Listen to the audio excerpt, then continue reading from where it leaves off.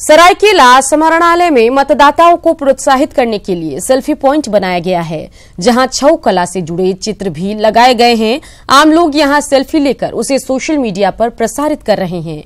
इसके जरिए मतदान को लेकर जागरूकता बढ़ाई जा रही है। डीसी छवि रंजन ने इस सेल्फी पॉइंट का शुभारंभ किया। पहले कि यहाँ पे एक सेल्फी पॉइंट बनाया गया है और छऊ के भी कुछ यहाँ पे मास्क लगाए गए हैं, ताकि जो भी सक्रिय मतदाता है वो यहाँ पर आके सेल्फी लें।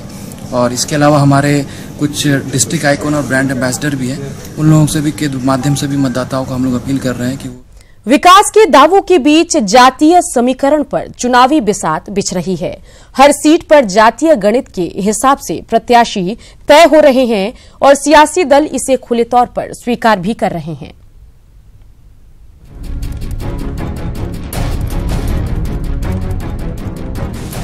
लोकसभा के 16 चुनावों में तरह तरह के मुद्दे उठे। जनता ने अलग अलग दलों को सत्ता दिलाई।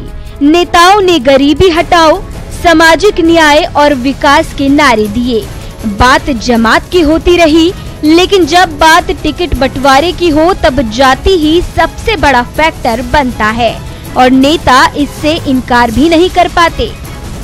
भारत की जो व्यवस्था है उसमें जाति फैक्टर भी होता है और हमारा नारा है सबका साथ सबका विकास।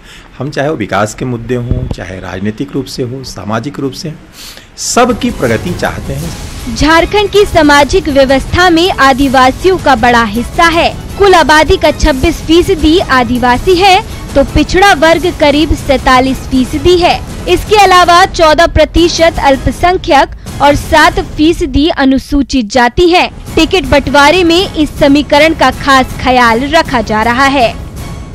एक परंपरा चली आ रही है 1950 से, कोई नई चीज नहीं है कि अचानक हम लोग कर रहे हैं। ये चीज खत्म नहीं। UP, Bihar, Jharkhand, other south में भी देखिए ये प्रचलन है, चल रहा है। क्योंकि वोटर वही है, वोटर का मेंटलिटी अभी वही है। टिकट बंटवारे में जाति बहुत बड़ा फैक्टर है। कुछ शहरी इलाकों को छोड़ दीजिए, यहाँ लोग पढ़े लिखे हैं, हर समुदाय के हैं, हर जाति के हैं, हर क्षेत्र के लोग रहते हैं।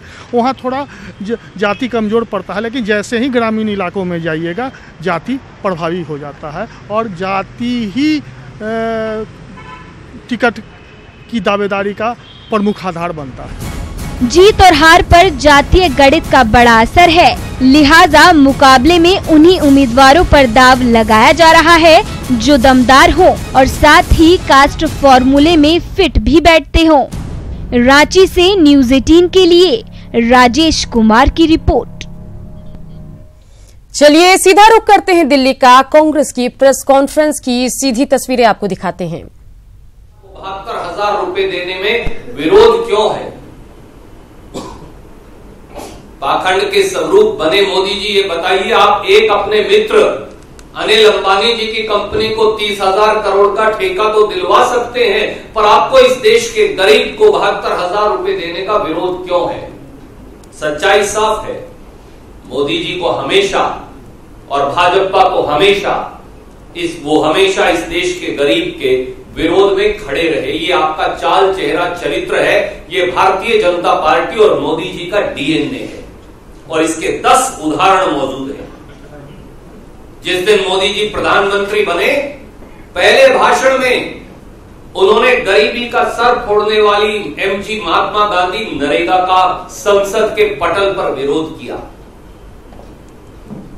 जिस दिन मोदी जी प्रधानमंत्री बने, आपने किसान को उचित मुआवजा कानून देने वाले कानून का विरोध किया और उसे डाइल्यूट कर डाला। जिस दिन मोदी जी प्रधानमंत्री बने, आपने इस देश के लगभग 60% लोगों को सस्ते दर पर अनाज देने वाले फूड सिक्योरिटी कानून का विरोध किया। जिस दिन से मोदी जी प्रधानमंत्री बने, आपने इस देश के आदिवासियों को जल, जंगल और जमीन पर अधिकार देने और उनके पट्टों को कैंसिल करवाने का काम किया, उसका कानून का विरोध किया।